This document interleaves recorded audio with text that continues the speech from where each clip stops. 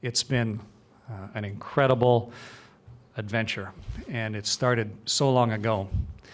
And it really kind of the pinnacle of my entire career.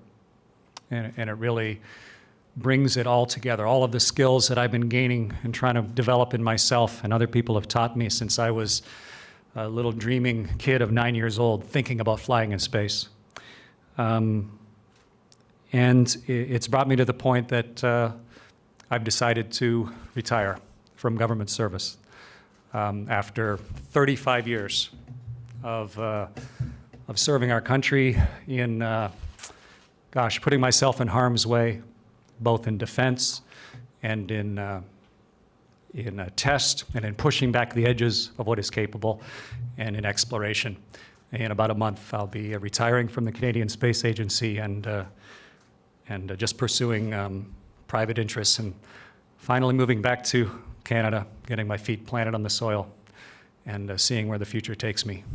Making good on a promise I made to my wife 30 years ago that yes, eventually we would live back in Canada.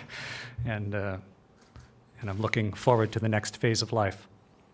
But here at the Space Agency, of course, Jeremy and David have been training and working so hard to gain all of the knowledge that they possibly can to be ready to be the next Canadians to fly in space on behalf of so many others. They both were intrinsic in working on this mission. They supported me in Russia when we were training there. They were there supporting families at launch. Both of them work in mission control. They're both becoming supremely qualified. And as the Canadian Space Agency continues to work with all the other space agencies of the world, as Chris Alexander was talking about the international cooperation, the opportunities that exist for our agency here, it'll be definitely Jeremy Hansen and David Saint-Jacques who will be the next Canadians to fly in space. But finally, I just want to reiterate the debt that I owe, but also the debt that we all owe to this little small group of people that work in this building. Compared to the other agencies of the world, we're tiny, and yet we accomplish great things. We, as a combined force, reached a level of public involvement and public interest that was unprecedented.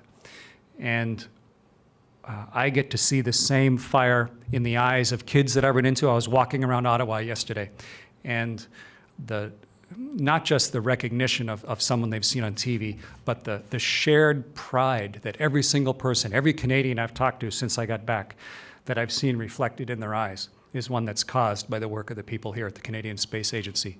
And I really want to emphasize to the employees here the amount of pride that they can take, of course, but that all Canadians should in the things that we can do when we really set our minds to it.